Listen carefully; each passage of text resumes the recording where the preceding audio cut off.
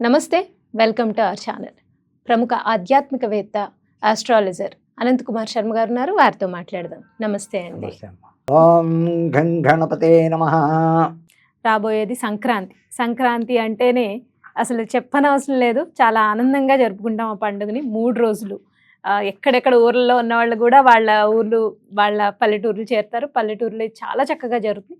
అసలు సంక్రాంతి పండుగ వైభవం అంటే మీ మాటల్లో ఏం చెప్తారు? సంక్రాంతి వైభవం అంటే తల్లి పల్లెటూళ్ళే ఇంపార్టెంట్. అవునండి. పల్లెటూళ్ళకున్న అందం భోగి నుంచి ముక్కనుము దాకా అసలు ఆ కళకళలాడతాయి. వాకట్లో ముగ్గులు, సరదా, మధ్యలో గోదాదేవి కళ్యాణం, మధ్యలో గోదాదేవి కళ్యాణం చేస్తారు సంక్రాంతి నాడు. అసలు ఈ సంక్రాంతి పండగ విశేషం ఏమిటయ్యా అంటే భూదారులకు లాభం, భూమిని నమ్ముకున్న వాళ్ళకి లాభం.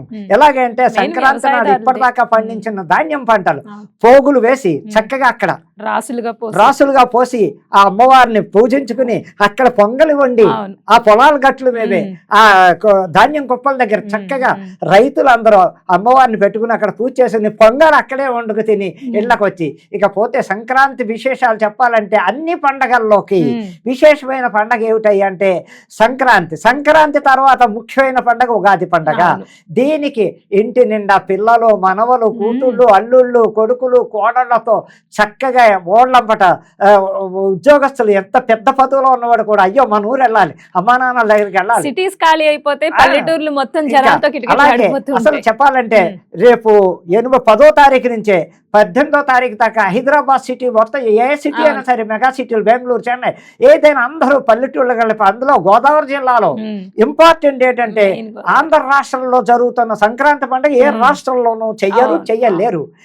ఆ అందం పిల్ల మనవలతో, తాతలతో, సరదాగా అమ్మమ్మలతో, పిన్నులతో, తల్లిదండ్రులతో, అక్క చెల్లెళ్ళతో, బావలతో, మరుదులతో ఈ సంక్రాంతి పండగ ఉత్సవాలు చేస్తుంటే అమ్మా అసలు ఆ కనుమ పండుగ మళ్ళీ ఎప్పుడొచ్చేస్తుందా అనేది అప్పుడే వచ్చేసింది కూడా.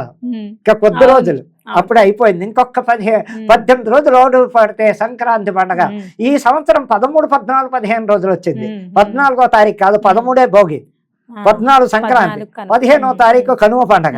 అమ్మా 3 రోజులు, ఆ 3 రోజులు కూడా ఎంతో పవిత్రంగా అసలు ఇల్లు చూడలేము. ప్రతి ఇల్లు కలకల్లాడిపోతుంది రంగవల్లితో.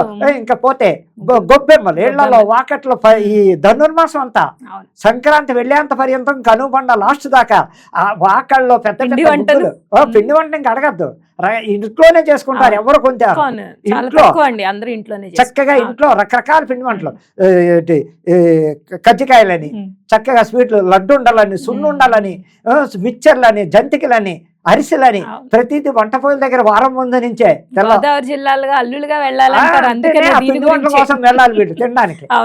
ఇంకో ప్రసిద్ధి ఆంధ్రలో ఈస్ట్ వెస్ట్ గోదావరిలో అసలు సంక్రాంతి అంటే చూడాలంటే కనుపండుగ ఆ 2 జిల్లాలే. ఆ 2 జిల్లాల్లో వేడుకలు ఏమిటయ్యా అంటే కోడిపందాలు. ఇంకా కోడిపందాలు విచ్చలవిడి దేశాల నుంచి 3 నెలల ముందే లాడ్జీలు, రూములు బుక్ చేసేసుకుని అన్ని దేశాల నుంచి, అన్ని రాష్ట్రాల నుంచి ఆడ కోడిపందాలకి చక్కగా హరిదాసులు ఇంకా తెల్లారేసరికి ప్రభల తీర్థం 1, 2 అని ప్రభల తీర్థం కనుగొన్నాడు. ప్రభల తీర్థం, ప్రభల ఊరేగింపులు, ఆ పరుగులు పొలాల్లో ఎంత అందంగా ఉంటుంది.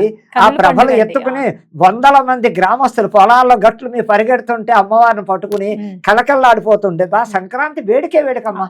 మీరు ఎన్ని పండగలు చూడండి, ఒక్కరోజే సంక్రాంతి పండగ 4 రోజులు చక్క ముక్కను కూడా చేసి, ఇంకా పిల్లలకి భోగిపళ్ళు, అబ్బా ఇంకా భోగిపళ్ళ పండుగ ఉంటుంది. పేరంటాళ్ళు ఈ ఇంట్లో జాయింట్లోకి సాయంకాలం అయ్యేసరికి భోగిపళ్ళు చంటి పిల్లలకి చక్కగా పోస్తూ ఉంటారు.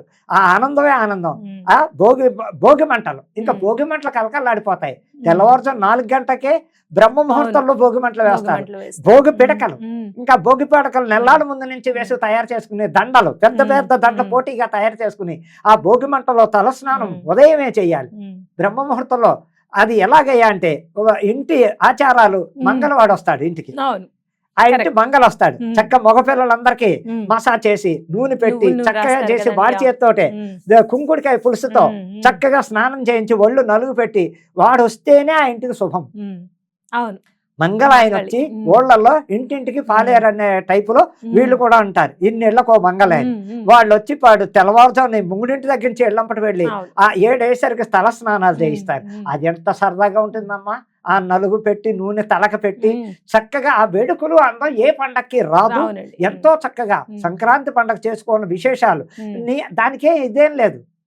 అయ్యో ఇదండి నియమ అదండి నిష్టలు ఆ, అలాంటివి ఏం ఏముండవు. లేదు. వేడుక అవును, ఆ అవును, వేడుక అదొక చూడాలి. వేడుక. ఓ పక్క పేకాటలాడుతూ ఉంటారు, ఓ పక్క కోడి పందాలు కాస్త, ఓ పక్క దీన్ని ఏమంటారు గుండాట్లు అంటారు, రకరకాలు సరదా ఇళ్లలోను పొలాల్లోను రకరకాల వేడుకలు ఈ బిజీ లైఫ్ లో ఆ 4 రోజులు ఒక రిలాక్సేషన్ రిలాక్స్ అయిన వాళ్ళతో గడపడం అనే ఆనందం అంత అది. అసలు కావాల్సింది యావత్తు బంధువర్గం కలవాలంటే సంక్రాంతి పండగే.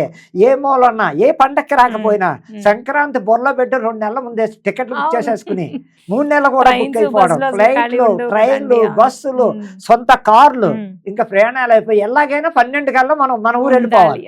12 రాత్రికి ఇళ్ళకి చేరిపోవాలి. సంక్రాంతి 4 రోజులు చక్కగా చేసుకోవాలి. ఉత్సాహంతో జరిగే పండగ ఏంటంటే పప్రద పండగ సంక్రాంతి. తర్వాత ముఖ్యమైన పండగ ఉగాది పండగ. ఇంకా దాన్ని మించి ఉగాది అంటే మన ఇంట్లో మనమే చేసుకుంటాం. అంటే వెళ్ళినా ఊర్లు వెళ్తాం కానీ ఒక రోజు దీనికి ఉన్నంత అసలు ఆనందం, ఆ వేడుక, ఉత్సాహం ఇంకా జన్మలో చూడాలంటే సంవత్సరానికి ఒక్కసారి వచ్చే పండగ.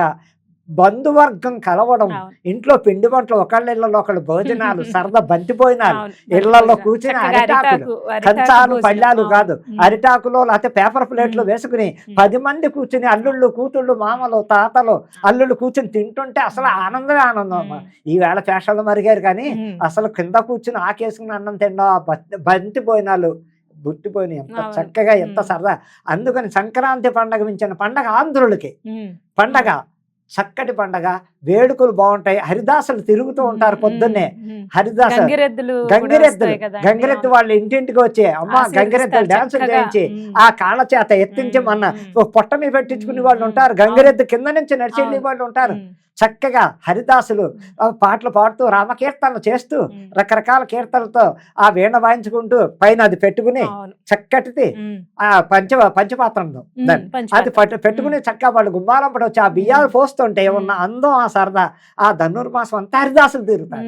ఒకరోజే కాదు, ధనుర్మాసం మొత్తం ఊళ్ళల్లో హరిదాసులు ఆ పాటలు పాడుతూ సాయంకాలం పొద్దున కూడా చేస్తే ఆ కళ అందం రాదమ్మా. సంక్రాంతి స్పెషల్ అంటే మొట్టమొదటిది అదే మనకి ఆనందమైన పండగ. నిజంగానే సంక్రాంతి అంటేనే గోదావరి జిల్లాల్లోనే చూడాలి. అందున ప్రేమతో కూడిన వెటకారం కూడా మనం వాళ్ళలో గమనించొచ్చు. ఉంటుంది. పిండి వంటలు, సరదాలు, తోటికోడాళ్ళు, చాలా సరదా అయిన వేడుక.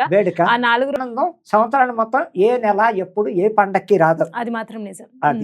సో సంక్రాంతి పండుగ విశిష్టత గురించి, అలాగే చక్కని ఒక ఆ సరదాగా జరిపే ఆ 4 రోజుల గురించి చాలా చక్కగా వివరించారండి. ధన్యవాదాలు.